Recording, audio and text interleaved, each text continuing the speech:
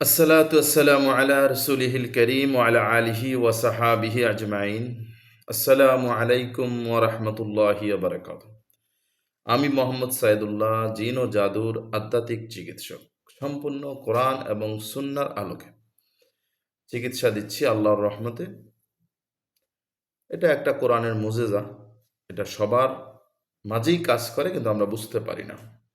আধ্যাত্মিক বিষয়টা সবার মাঝেই আছে, কিন্তু আমরা সেটাকে ব্যবহার করতে পারি না এবং সেটা বুঝতে পারি না, এবং আল্লাহর কাছে সাহায্য চাওয়ার বা আল্লাহ সাহায্য কিভাবে আসে এ বিষয়ে আমরা গাফেল। আর এই সুযোগটাই শয়তান নিচ্ছে। তো আমি সাময়িক সময়ে আর যে নীরবের একটা শোতে প্রোগ্রামে গিয়েছিলাম। সেখানে আমি কিছু কথা বলেছিলাম যেটা নিয়ে খুবই বিতর্ক। কিছু মানুষ এটাকে ভালোভাবে নিয়েছে, আবার কিছু মানুষ এটা নিয়ে বিভিন্ন রকমের বিতর্কে লিপ্ত। তার মাঝে আমাদের আলেম ওলামারাও আছে, তার মাঝে আমাদের যারা শিক্ষিত সমাজ কিছু একটা অংশ তারাও আছে, বিতর্কে যারা জড়িত আছেন। আলেম ওলামাদের একটা অংশ যারা মনে করে যে ফেরেশতা কোনোভাবেই মানুষের সাথে দেখা করতে পারে না, এটা সম্ভব না,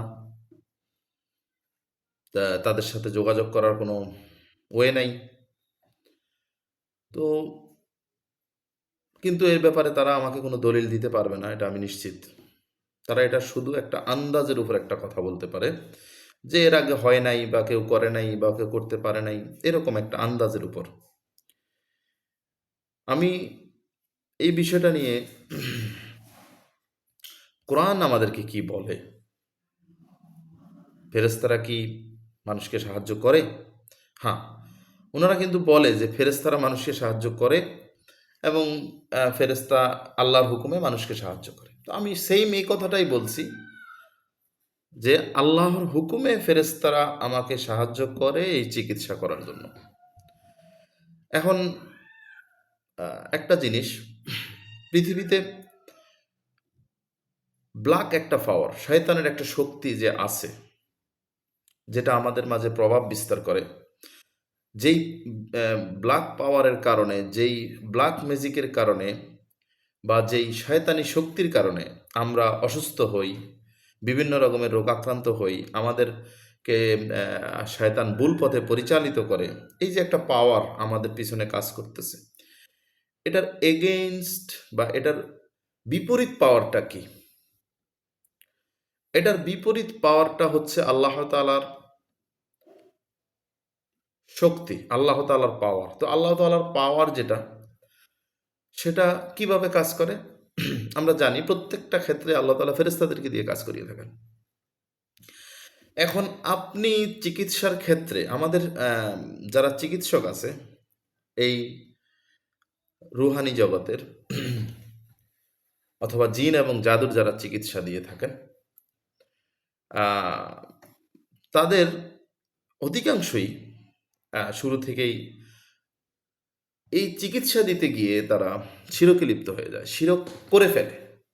কিন্তু দেখা গেছে উনি 5 ওয়াক্ত নামাজ পড়তেছে, উনি একজন মসজিদের ইমামও হতে পারে, অথবা উনি দেখা গেছে বড় একজন আলেম, কিন্তু উনি এই চিকিৎসা করতে গিয়ে তাবিজ কবজের মাধ্যমে অথবা কুফুরিতে লিপ্ত এবং কুফুরির আশ্রয় পর্যন্ত নেয়।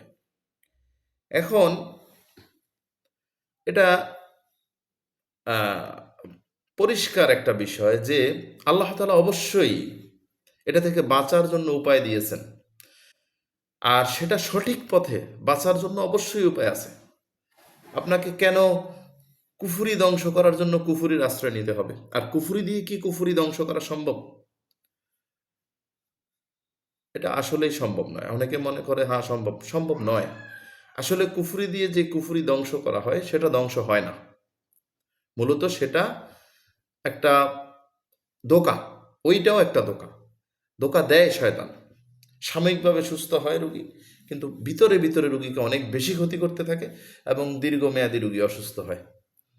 কিন্তু যেটা আল্লাহর ক্ষমতা, আল্লাহর কোরআনের মুজেজা বলেন বা ফেরেশতাদের ক্ষমতা বলেন, ফেরেশতাদের শক্তি, ফেরেশতাদের মাধ্যমে আল্লাহ যখন মানুষকে সাহায্য করেন, সেইভাবে যদি কোনো মানুষ সুস্থ হয় তাহলে সেটা পরিপূর্ণরূপে ভিতর থেকে বিষয়টাকে ক্লিয়ার করা সম্ভব। কিন্তু আপনি যদি শয়তানি শক্তির মাধ্যমে শয়তানি শক্তি ধ্বংস করতে চান, সেক্ষেত্রে আপনাকে শয়তানের আশ্রয় নিতে হবে। তো শয়তানের আশ্রয় নেওয়াটা তো কোনো মুমিন বান্দার জন্য অবশ্যই সঠিক হবে না, অবশ্যই সঠিক হবে না, এবং এটা শিরকে লিপ্ত হওয়ার একটা অংশ। তো আমাদের অধিকাংশই এখন কেউ জিনের আশ্রয় নিতেছে, তো কেউ কুফুরির আশ্রয় নিতেছে, কেউ দেখা গেছে বিভিন্নভাবে শিরকে লিপ্ত হয়ে যাচ্ছে। এই চিকিৎসাটা দিতে গিয়ে যারা কবিরাজ তারা নিজেরাই, বা যারা চিকিৎসা দেয় তারা নিজেরাই। তো আমি আমি কিন্তু এই চিকিৎসা করতে গিয়ে আমার প্রথম চ্যালেঞ্জ যেটা ছিল, এই চিকিৎসা শিখতে গিয়ে আমি যে ওস্তাদের কাছ থেকে শিখছি উনি নিজেও কিন্তু তাবিজ দেন। তো আমি কিন্তু তাবিজ ব্যবহার করি না। আমি একজনের কাছ থেকে অবশ্যই এটার মাধ্যমটা শিখছি, আমি জানতে মানে আমি শিখতে হয়েছে, আমি এমনিতে তো আর এটা এখানে আসতে পারি নাই। কিন্তু আমার রিসার্চ, আমার নিজের ব্যক্তিগত আমার সাধনা, আমার চেষ্টা ছিল সবসময় আমি এটাকে কিভাবে হোয়াইট, আমি বলবো এটাকে হোয়াইট ম্যাজিক বা হোয়াইট পাওয়ার, যেটা পরিপূর্ণরূপে আল্লাহর সাথে সম্পর্কিত হবে এবং আল্লাহর শক্তি দ্বারা, আল্লাহর পাওয়ার দ্বারা নিয়ন্ত্রিত হবে, এই চিকিৎসা ব্যবস্থাটা দিতে চেয়েছি। এবং এই চিকিৎসা ব্যবস্থাটা আমি শিখতে চেয়েছি, এবং এই চিকিৎসা ব্যবস্থা সম্পর্কে আমি আমার রিসার্চ, আমার চেষ্টা ছিল এটাই। আমি এই চিকিৎসা ব্যবস্থা থেকে শিরককে কিভাবে বের করে দেওয়া যায় সেজন্যই এই চিকিৎসা আমি শিখেছি। তো সেক্ষেত্রে আমি নিজেই যদি শিরকে জড়িত হয়ে যাই তাহলে তো আর হবে না। তো এটাই আমার কথা হলো, আপনারা বুঝবেন এখানে আল্লাহ তাআলা পরিষ্কার কোরআনে বলছেন, যারা আল্লাহর বান্দা তাদেরকে আল্লাহ ফেরেশতা দিয়ে সাহায্য করেন। এবং দেখেন আমার এখানে বাড়তি যে বিষয়টা সেটা হচ্ছে ফেরেশতাদের সাথে আমাদের কথোপকথন। তো সেটা মাধ্যম আল্লাহ তাআলা দিয়েছেন, একটা না একটা উপায়ে আপনি যারা আপনাকে সাহায্য করতে আসে, যারা আপনার বন্ধু হিসাবে আপনার পাশে থাকে। কোরআনের আয়াত আমি বলতেছি, সূরা হামিমে আল্লাহ তাআলা বলতেছেন যে ফেরেশতারা মানুষের জন্য দোয়া করে, যে ঈমানদারদের জন্য, এবং তারা তাদের বন্ধু হিসাবে তাদের সাথে থাকে দুনিয়া এবং আখিরাতে। তারা তাদেরকে সালাম দেয় দুনিয়া এবং আখিরাতে, এবং তারা তাদেরকে বন্ধু হিসাবে, সাহায্যকারী হিসাবে দুনিয়াতে থাকে। তাহলে আপনাকে যারা সাহায্য করতেছে তাদের সাথে যোগাযোগের কোনো মাধ্যম থাকবে না, একেবারেই হতেই পারে না, এরকম তো বিষয় না। এরকম তো কোথাও আমি কোরআনে হাদিসে কোথাও পাই নাই। তো একটা শ্রেণী বলে যে এটা জিনরা ফেরেশতাদের রূপ ধরে এসে আমাদেরকে ধোঁকা দিতেছে বা কিছু, না, এটা সম্ভব না। কারণ আমরা কোরআনের আয়াতকে আমি বিশ্বাস করি, আল্লাহর কালামকে আমি বিশ্বাস করি। আমি কোনো তন্ত্র মন্ত্র, কোনো রকমের কোনো শক্তিকে আমি বিশ্বাস করি না। এগুলো টুঙ্কো জিনিস। যত বড়ই ওই যে বলে কুফুরি করছে, যত, আলহামদুলিল্লাহ একটি আয়াত দ্বারাই সমস্ত কুফুরি ধ্বংস করা সম্ভব। তাহলে কিসের কুফুরি দিয়ে আপনি কিসের সাথে কি মিলাবেন বলে? আল্লাহর কোরআনের পাওয়ার, আমি আমার কথা বলতেছি, আমি এই যে আমি চিকিৎসা দিচ্ছি, আমি জিনদের সাথে যুদ্ধ করি, ঠিক আছে? শত শত জিন, লক্ষ কোটি জিন হত্যা করি চিকিৎসা করতে গিয়ে, কারণ আমি এই চিকিৎসাটাকে একটা যুদ্ধ মনে করি। কারণ জিন একটা জাতি, মানব একটা জাতি। এখন মানব জাতিকে যদি জিন জাতির আক্রমণ থেকে বাঁচাতে হয়, সেক্ষেত্রে জিন জাতির সাথে যুদ্ধ করেই ওই মানব জাতিকে সুস্থ করতে হয়। এটাকে এভাবেই আসলে চিকিৎসাটা হয়। আপনি যে জিনগুলো আমার উপরে আক্রমণ করতেছে, আমি তাদেরকে হয়তো প্রথমে সাবধান করব, যদি না মানে আমি তাদেরকে হত্যা করব, এতে তো আমার গুনাহ হবে না। কারণ আমি তাদের সাথে যুদ্ধে লিপ্ত হচ্ছি একজন মুমিন বান্দাকে বাঁচানোর জন্য। কারণ জিনরা মানুষকে নামাজে বিঘাত ঘটাচ্ছে, নামাজ পড়তে দিচ্ছে না, অসুস্থ করে ফেলতেছে, বিভিন্ন রকমের ভাবে আক্রান্ত করতেছে, বিভিন্ন রকমভাবে তাকে প্ররোচনা দিচ্ছে, ঈমান হারা করার জন্য চেষ্টা করতেছে। তা সেক্ষেত্রে আমি যদি একজন মুমিন বান্দাকে বাঁচানোর জন্য তাদের বিরুদ্ধে যুদ্ধ করি, সেই যুদ্ধটা অবশ্যই আমি মনে করি এটা এক ধরনের জিহাদ। এটা আমি ওইভাবেই নিচ্ছি বিষয়টাকে, ঠিক আছে? এখন বিষয়টা হচ্ছে, আমাদের মধ্যে যারা এটা বিশ্বাস করেন না যে ফেরেশতাদের সাথে, সেটা আপনার ব্যক্তিগত মতামত হতে পারে, কিন্তু আমি তো দেখতেছি, আমি কথা বলতেছি, আমি দেখি না, আমি নিজে এখনো দেখিনি, যেটা সত্য কথা। কিন্তু আমি যাদের মাধ্যমে উনাদের সাথে কথা বলি, হ্যাঁ, আমি উপলব্ধি করতে পারি, এবং আমার সাথে সবসময় হুজুররা থাকেন, সেটা আমার উপলব্ধি আছে, এবং আমি কথা বলার সাথে সাথে একটা কাজ হয়ে যাচ্ছে। হ্যাঁ, একজনের অসুখ, মাথা ব্যথা করতেছে, পেটে ব্যথা করতেছে, হ্যাঁ হুজুর জানতো, ওনাকে এবং আমার সাথে কারা আছেন ওনাদের নামও নির্ধারণ করা আছে, আমার সাথে ওনাদের সবসময় সম্পর্ক থাকে বন্ধুর মতো, যেটা আল্লাহ তাআলা কোরআনে বলছেন ফেরেশতারা বন্ধুর মতোই থাকবে যদি আপনি ইমানদার হতে পারেন, যদি তাদের সাথে আপনি বন্ধুত্ব করতে পারেন। এখন এটা যার যার ব্যক্তিগত মত হতে পারে, কিন্তু কোরআন এবং হাদিস থেকে আপনি এ ধরনের কোনো দলিল দিতে পারবেন না যে ফেরেশতা মানুষের কাছে আসতে পারবে না, মানুষের সাথে কথা বলতে পারবে না, এ ধরনের কোনো দলিল আপনি দিতে পারবেন না। কারণ আল্লাহ যদি হুকুম করে অবশ্যই ফেরেশতারা মানুষের কাছে আসতে পারে। আর আমরা অবশ্যই আল্লাহর কাছেই সাহায্য চাই, আমরা ফেরেশতার কাছে সাহায্য চাই না। আমরা আল্লাহর কাছেই সাহায্য চাই, আল্লাহ আমাদেরকে সাহায্য করেন ফেরেশতা দিয়ে। ইনশাআল্লাহ আশা করি আমার কথাটা আপনারা বুঝতে পারছেন। এখানে কোনো রকমের কোনো শিরক নাই, কোনো রকমের কোনো ভণ্ডামি নাই, কোনো রকমের কোনো যাকে বলে তন্ত্র মন্ত্র কোনো কিছু আমার কাছে নাই। হ্যাঁ, এই যে আমি চিকিৎসা দিচ্ছি, না আমার হাতে একটা আংটি আছে, না আমার কাছে কোনো তাবিজ আছে, না আমার কাছে, আমার সম্পূর্ণ হেফাজত তো আমার আল্লাহ করতেছেন। আমার ফ্যামিলির হেফাজত, আমার পরিবারের হেফাজত আল্লাহ করতেছেন। আমি লক্ষ লক্ষ জিনের সাথে যুদ্ধ করে আমার এখানে এত রুগী আসে জিনে আক্রান্ত। হ্যাঁ, এরকম রুগী আসলে মাঝে মধ্যে তো ভয়ঙ্কর পরিস্থিতির সৃষ্টি হয়। তো এগুলো থেকে কে বাঁচাচ্ছে আমাকে? আল্লাহ বাঁচাচ্ছেন। আমি আল্লাহর উপর ভরসা করেই এই চিকিৎসাটা দিই, এবং এটা একটা কোরআনের মুজেজা। এটা তো আমার শক্তি নয়, এটা আপনারা যদি মনে করেন যে আমার শক্তি, না, আমার কিছুই নাই। এখানে সম্পূর্ণ কোরআনের আয়াত এবং আল্লাহ তাআলার ক্ষমতা, আল্লাহ তাআলার শক্তিতে এগুলো সব হচ্ছে, আমার কিছুই নাই। আমি এখান থেকে বসে আমেরিকার একটা রুগীকে চিকিৎসা দিতেছি, লন্ডনের একটা রুগীকে চিকিৎসা দিতেছি, কোথায় সেই ইটালির রুগীকে চিকিৎসা দিতেছি, মালয়েশিয়াতে দিচ্ছি, সৌদি আরবে দিচ্ছি। তা আমার কি ক্ষমতা আছে এখান থেকে মালয়েশিয়ার রুগীকে চিকিৎসা দেওয়ার?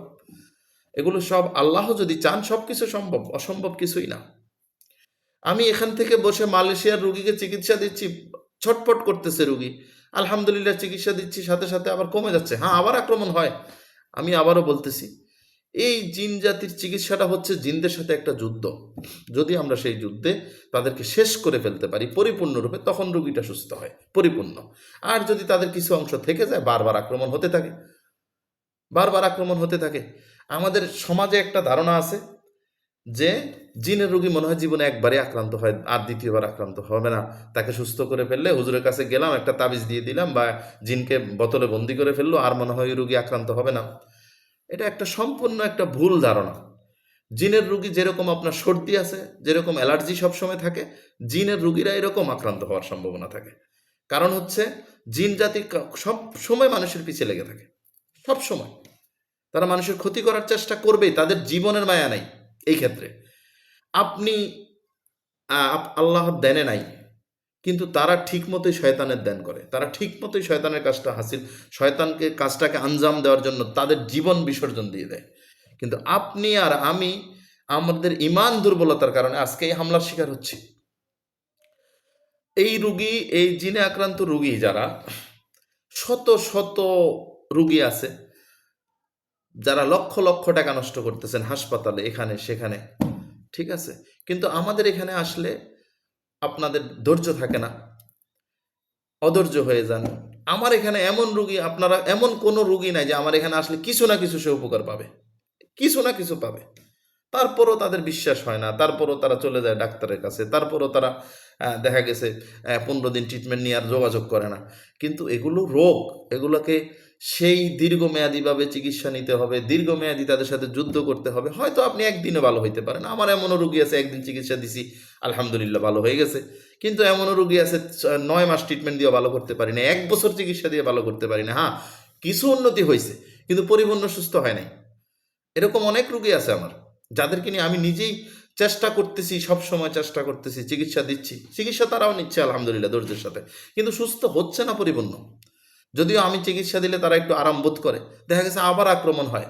এই চিকিৎসাগুলো এরকমই, আপনারা যত সহজ পাবেন জিনে আক্রান্ত রোগীর চিকিৎসা, এটা সত্য কথা হচ্ছে এটাই। এটা চিকিৎসা আপনাকে যেভাবে মেডিকেল ট্রিটমেন্ট আপনি নেন বেঁচে থাকার জন্য, একটা রোগ হলে আপনি চেষ্টা করেন বাঁচার জন্য, ঠিক এটাও একই রকম চিকিৎসা, এবং একই রকমভাবে আপনাকে চিন্তা করতে হবে। আমার আজকের এই ভিডিওটা সবাই শেয়ার করবেন বেশি বেশি। আসল সত্য হলো আমরা সঠিক চিকিৎসা ব্যবস্থার মাঝে নাই। আজকে সবচেয়ে বেশি যেটা প্রয়োজন সেটা হচ্ছে এই আধ্যাত্মিক চিকিৎসা, কোরআনের চিকিৎসা, কোরআন সুন্নাহর আলোকে যে চিকিৎসা ব্যবস্থা, সেটা সবচেয়ে বেশি প্রয়োজন, কিন্তু সেটা আমাদের সমাজে নাই। অধিকাংশ কবিরাজরাই এই চিকিৎসার মাঝে কুফরির সংমিশ্রণ করে ফেলে, এবং এই কারণেই তাদের বরকত হয় না, চিকিৎসা রোগী সুস্থ হয় কম। এখন আমার কথা হচ্ছে, আপনারা অবশ্যই আল্লাহর উপর ভরসা করে সম্পূর্ণরূপে শিরক মুক্ত থেকে এই চিকিৎসা দেন। আপনারা এই চিকিৎসা ব্যবস্থার মাঝে শিরকে জড়িত করবেন না, শিরককে মিশিয়ে ফেলবেন না, এটার সাথে কুফরিকে মিশিয়ে ফেলবেন না আল্লাহর কোরআন এবং সুন্নাহর সাথে। বেশিরভাগ কবিরাজরাই এখন যারা কোরআন সুন্নাহর আলোকে বলতেছে চিকিৎসাতে, অনেক কবিরাজ দেখছি আমি, বেশিরভাগই এটার সাথে শিরক মিশ্রণ করে ফেলতেছে। আপনাকে আমল করতে হবে, আপনাকে কোরআন সুন্নাহর আলোকে চলতে হবে, আপনাকে কোরআন বুঝতে হবে, কোরআন মানতে হবে, তারপর আপনি সুস্থ হবেন। আপনাকে অবশ্যই আল্লাহকে বুঝতে হবে, আল্লাহর সাহায্য কিভাবে পেতে হয় সেটা জানতে হবে। তো সেজন্য বলতেছি, অবশ্যই অবশ্যই আপনারা এই চিকিৎসা ব্যবস্থা থেকে, শিরক থেকে বেঁচে থাকুন। আপনি যদি শিরকে লিপ্ত হয়ে যান তো শয়তানের শক্তি আরও দ্বিগুণ বেড়ে যায় এবং আপনি আক্রান্ত আরও বেশি হওয়ার সম্ভাবনা থাকে। যারা কবিরাজ তাদেরকে বারবার আমি এই কথাটা বলতেছি, আপনারা চেষ্টা করুন সম্পূর্ণ শিরক মুক্ত চিকিৎসা দিতে আল্লাহর সাহায্য নিয়ে। ইনশাআল্লাহ আপনি সফল হবেন। আমি সফল হয়েছি, আমি আলহামদুলিল্লাহ অনেক জটিল রোগী যাদেরকে আমি চিকিৎসা দিয়েছি সুস্থ হয়েছে। অনেকে হয় নাই, সবাই আমার হাতে সুস্থ হয় নাই, হয় নাই এমন না যে একবারে কিছু হয় না, না, কোরআনের শক্তি আছে, কোরআনের পাওয়ার আছে, কোরআন সুন্নাহর আলোকে আপনি যদি কাজ করেন অবশ্যই কিছু না কিছু আপনি পাবেন। সেটা যে কোনো রোগীর ক্ষেত্রে আমি পেয়েছি আলহামদুলিল্লাহ, এমন কোনো রোগী নাই যে কিছু না কিছু পাই নাই, কিছু না কিছু পেয়েছি। হ্যাঁ, ধৈর্য না থাকলে সেটা ভিন্ন বিষয়, রোগীদেরই ধৈর্য থাকে না, সেক্ষেত্রে আমাদের কিছু করার থাকে না। এখন বিষয়টা হচ্ছে, আমি চেষ্টা করব, সুস্থ করার মালিক হচ্ছে আল্লাহ, কোনো গ্যারান্টি নেই। আপনি ডাক্তারের কাছে গেলে যেভাবে চিকিৎসা নেন এখানেও চিকিৎসা নেবেন, টাকা দিবেন, ট্রিটমেন্ট দেব। আমি যদি আপনাকে ট্রিটমেন্ট বিনা পয়সায় দেই, আমার তো চলতে হবে, আমার সংসার চলতে হবে। আমি যদি অভাবে থাকি, আমি আপনাদের পিছনে সময় দেব কখন? আমি যদি খেতে খামারে কাজ করতে হয় তাহলে আমি রুগী দেখব কখন? কিন্তু আপনারা ডাক্তারের কাছে গেলে একটা চেক আপ করে 5,000, 10,000, 15,000 টাকা দিতে আপনাদের দ্বিধাবোধ করেন না।